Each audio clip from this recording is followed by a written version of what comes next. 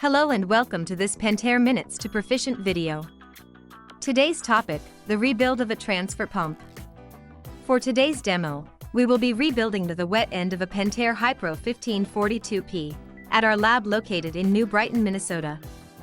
We hope you enjoy this video. We will start this video with the wet end of the pump completely disassembled. Please see additional videos for the teardown of this pump.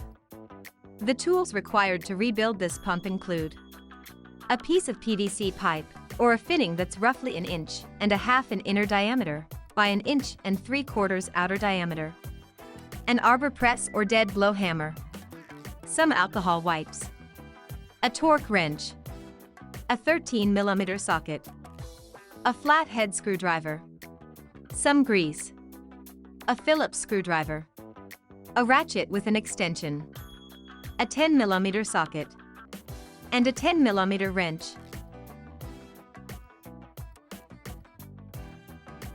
First, replace the impeller key into the keyway of the impeller.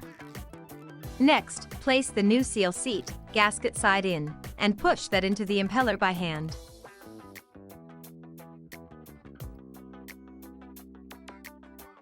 Now we can press in the mechanical seal portion. Start by placing the O-ring gasket around the outer cannon seal.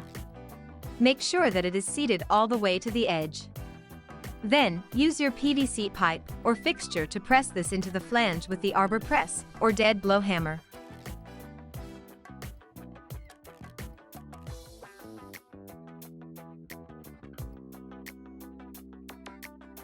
Now we are ready to reinstall the flange to the engine.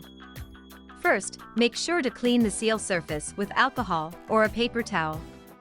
Once clean, carefully slide the flange over the engine shaft. Make sure the O-ring gasket on the back of the 4 mounting bolts are in good condition, and then reinstall them into the engine using the torque wrench and the 13mm socket. It is important not to over-tighten these bolts into the flange.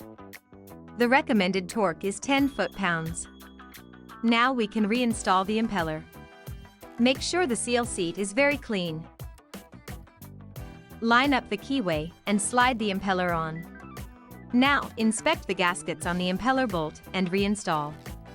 Again, make sure not to over-tighten the bolt.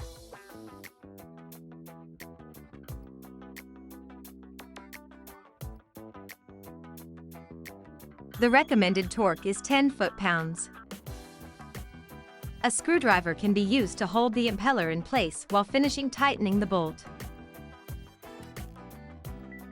Next, install the large O-ring on the flange and the small gasket for the diffuser.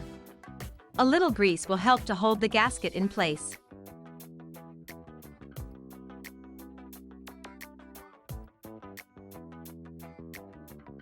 With the gasket in the groove, replace the diffuser. Now, reinstall the new flapper valve.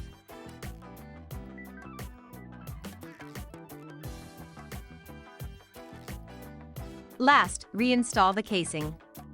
Use the 10mm socket and wrench to tighten the bolts. Tighten in a crisscross pattern, and the recommended torque is 45 inch-pounds. Now you're ready to reinstall the inlet and outlet hoses.